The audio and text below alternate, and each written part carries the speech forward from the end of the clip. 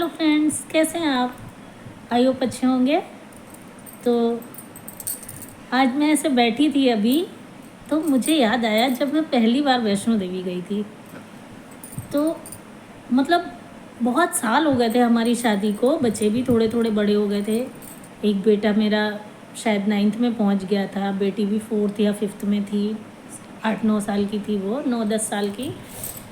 तो बहुत मन करता था कि मतलब सब लोग जा रहे हैं, हम कब जाएंगे, हम कब जाएंगे। लेकिन मेरा जाना नहीं हो पा रहा था। और उसमें हुआ क्या कि मेरा छोटा भाई है, वो अपनी वाइफ के साथ वो जो बस टूर करते हैं ना, वो तो बहुत जगह ले जाते हैं बस में, तो वो उससे गया था। तो वो सब जगह घूम के आया, तो वो वैष्णो देवी भी गया था। तो उसने मुझे ये बताया कि मतलब शोभा की तो तबीयत बहुत ख़राब थी, लेकिन चढ़ने के टाइम वो आसानी से चढ़ गई, और वापसी में उसको बहुत दिक्कत हुई थी। मतलब वापसी जब वो चढ़ाई उतर रही थी, तो उसका मतलब बिल्कुल हालत ऐसी नहीं थी कि वो एक कदम भी चल पाया, उसको पकड़ के चलना पड़ा। तो मेरे दिमाग में एक चीज़ ये बैठ गई कि मतलब चढ़ने में दिक्कत नहीं होती है और उतरने में बहुत प्रॉब्लम होती है। तो मैं खुश थी। ईश्वर की दया से, माता रानी की ऐसी कृपा हुई कि मुझे मेरे ख्याल से 2 साल में ही जाने को वो मिल गया। मतलब मेरी एक दोस्त है, उसकी मम्मी थी रेलवे में, तो वो जा रही थी। उनकी टिकट कम लगती है, मतलब उनके साथ में लोग जा सकते हैं। तो उसने बोला कि थोड़ा कंसेशन मिल जाएगा तो तुम चलो। मैं अपने दोनों बच्चों के साथ गई, हस्बैंड नहीं गए। मैं, मेरी फ्रेंड, उसका बेटा, उसकी मम्मी और उसकी भाभी थी, उसके बच्चे थे 2, वो हम लोग सब पूरा ट्रिप वैष्णो देवी गए।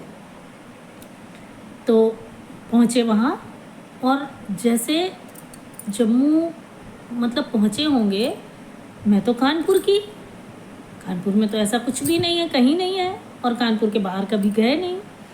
पहली बार जब हम और हमारे बच्चे गए, तो जैसे वहाँ ऊंचे ऊंचे पहाड़ देखे ना हम लोगों ने, ऐसा लगा पता नहीं कहाँ आ गए। और दिन का टाइम था, तो बच्चे बोले मम्मी देखो पहाड़, मम्मी देखो। उस समय काश मेरे पास फ़ोन होता और मैं वीडियो शूट कर पाती, तो वो तो सिर्फ यादें मेरे मन में ही रह गई। आज आप लोगों के साथ शेयर कर रहे हैं। मेरे पास उसकी कोई फ़ोटो, कोई क्लिप नहीं है, मेरे पास फ़ोन नहीं था तब। तो मैं भी बहुत खुश हुई, क्योंकि मैं भी पहली बार ही गई थी। तो बच्चों के साथ जो खुशी हुई उसको हम बता नहीं सकते। लेकिन मेन बात जो है वो हम आपको बताएंगे अभी। तो हुआ ये कि गए हम लोग, रात में पहुँचे। तो रात में तो ये हुआ कि बहुत थके हुए हैं, आराम कर लेते हैं, सुबह चलेंगे। सुबह हम लोग 5:30-6 बजे उठे, तो देखा होटल में गर्म पानी था, क्योंकि ठंड थी। हम लोग अप्रैल में, यहाँ से तो अप्रैल में गए थे, लेकिन वहाँ उस हिसाब से ठंड था। तो कोई बात नहीं, नहाए धोए तैयार हुए, निकल लिए। तो जब चढ़ रहे थे, तो आपका ये अर्धकुमारी तक हम लोग आराम से चढ़ गए, कोई दिक्कत नहीं हुई। उसके बाद में पता नहीं ऐसा क्या दिमाग में, या तो वो बात भाई की रही होगी, जो भी हो। तो मैं वहाँ से जब मैंने देखा कि जो लोग उतर रहे थे, तो कुछ लोग तो ठीक थे, कोई दिक्कत नहीं। कुछ लोगों को बहुत प्रॉब्लम हो रही थी, और वो बेचारे बस जय माता की करते करते एक एक कदम रखते जा रहे थे।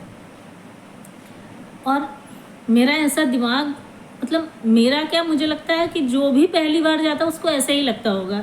तो जो चेकिंग पॉइंट होती है, वहाँ पे जब चेकिंग होती है, उसके बाद जब आप अंदर जाते हैं, तो जब ऊपर देखते हैं तो लगता है अरे यही तो है मंदिर, यहाँ तो चले जाएंगे आराम से।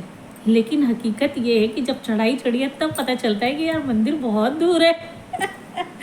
तो हम लोग चढ़ते जा रहे, और जो लोग उतर रहे थे, जिनको प्रॉब्लम हो रही थी, उनकी प्रॉब्लम ना समझते हुए, या माता रानी अपनी कृपा दिखाना चाहती थी, यहीं से शुरू हो गया था मेरा, अर्धकुमारी के आगे से ही। मेरे मन में ये अंदर से आया कि जब तकलीफ़ हो रही है तब जय माता की बोल रहे हैं, ऐसा बोला मैंने। और मैंने शायद खुल के भी बोला, जो मेरे साथ में थी बीना से बोला मैंने। तो बीना बोली कि अरे नहीं, ऐसा नहीं होता है, लोग ऐसे ही बोलते ही हैं, जब चढ़ते हैं जब उतरते हैं तो यहाँ आने के बाद जय माता की लोग बोलते ही हैं। तो हमने कहा ठीक है, अच्छा हम भी बोल रहे थे, ऐसा नहीं कि मैं माता जी को मानती नहीं थी या उनसे प्यार नहीं था। एक नादानी, ना समझी, आप कुछ भी कह सकते हैं, पागलपन मेरा, बौरापन। तो कोई बात नहीं, चढ़ गए। अब माता जी के दर्शन हो गए और दर्शन कर रहे थे। जब हम अंदर गए तो मेरे भाई ने ही बोला था कि वहाँ ज़्यादा देर रुकने नहीं देते हैं, तो जल्दी जल्दी दर्शन कर लेना। हमने को ठीक है। तो जल्दी जल्दी दर्शन करने में मुझे पीछे से आवाज़ आ रही थी बहुत तेज, जैसे कोई चीज़ गिर रही है। तो मतलब आप विश्वास नहीं करेंगे, इतना पागलपन होता नहीं है, लेकिन मेरे साथ होता है, हम ऐसे ही हैं। तो हम वहाँ झांक के देख रहे हैं कि आखिर यहाँ है क्या, गिर क्या रहा है। देखा, अरे यहाँ तो गंगा जी का पानी आ रहा है। अच्छा, यही आवाज़ आ रही थी। और वो गंगा जी की आवाज़ मेरे कानों में बहुत दिनों तक रही। मतलब वो आवाज़ मुझे अभी भी याद है कि वो कैसी आवाज़ आ रही थी। ठीक है, उसके बाद हम लोग नीचे शंकर जी हैं, वहाँ पे शंकर जी के दर्शन किए। दर्शन करने के बाद थोड़ा सा आगे बढ़े, चले हम लोग।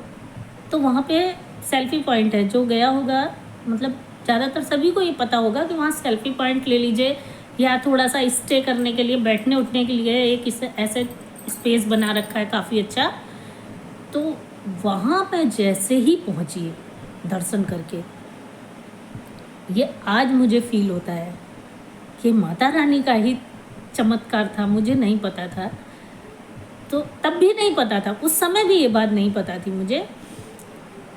मेरे पेट में खाली होने की वजह से, मैंने कुछ खाया नहीं था, इस वजह से मेरे पेट में गैस बन गई। और गैस बननी शुरू हुई, पेट में थोड़ा थोड़ा दर्द शुरू हुआ। तो होता है, चल के आए हैं काफ़ी दिन, कुछ खाया नहीं है। तो ये हुआ कि पहले भैरव बाबा के दर्शन कर लेते हैं, उसके बाद फिर खाते पीते हैं। ठीक है, भैरव बाबा के दर्शन किए और आप लोग विश्वास नहीं करेंगे, दर्शन करके मैंने मुश्किल को 10 मिनट की चढ़ाई उतारी होगी वहाँ से। जैसे ही उतरना शुरू किया है, मेरे सर में इतना भीषण दर्द, इतना दर्द, और गैस की वजह से मेरी बोलने में पेट में दर्द, सर में दर्द, चक्कर, मतलब मेरी वो पूरी कंडीशन हो गई थी, इतनी ख़राब कंडीशन कि हम बोल नहीं पा रहे हैं। मेरे मुंह से सच में जय माता की निकलने लगा था। मुझे उस दिन, मैं और मेरी बेटी भी छोटी थी, वो इतनी बड़ी नहीं थी कि उसको गोद में लिया जा सके, और मतलब इतनी छोटी नहीं थी कि उसको गोद में ले सकें, और इतनी बड़ी नहीं थी कि वो इतना चल सके। अब उसने भी रोना शुरू कर दिया और उसका रोना देख के मुझे भी रोना आ गया, क्योंकि मेरी ये कंडीशन नहीं थी कि हम उसको संभाल पाएँ, हम उसको गोद ले लें। ये क्योंकि हम खुद इतना थके हुए थे, थके तो उतना नहीं थे, लेकिन मेरी अंदर से हालत पता नहीं क्यों इतनी ख़राब हो गई थी। ऐसा कभी नहीं हुआ था। और सच पूछिए तो उस दिन मैंने रास्ते में ही माता जी से माफ़ी मांगी, इससे गलती मांगी कि मुझे किसी तरह होटल पहुंचा दीजिए। मेरे मुंह से निकल गया, मेरा इरादा ऐसा नहीं था, लेकिन सच ये है कि माँ ने तुरंत मुझे दिखा दिया कि नहीं, किसी का मजाक यहाँ नहीं उड़ाना है। भले वो किसी भी कंडीशन में है, लेकिन आप हंस नहीं सकते हैं, किसी को हंस नहीं सकते हैं।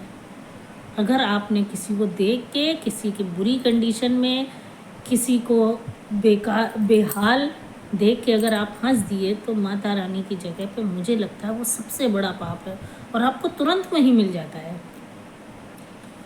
फिर उसके बाद हम होटल वापस आए, रात भर हमने रेस्ट किया, दूसरे दिन खाना खाया। पैरों में तो दर्द था, वो तो सबके ही होता है, लेकिन वो जो गैस वाली और वो जो प्रॉब्लम थी, शायद वो रात की रात में ही ख़त्म हो गई। सुबह में बिल्कुल ठीक थी।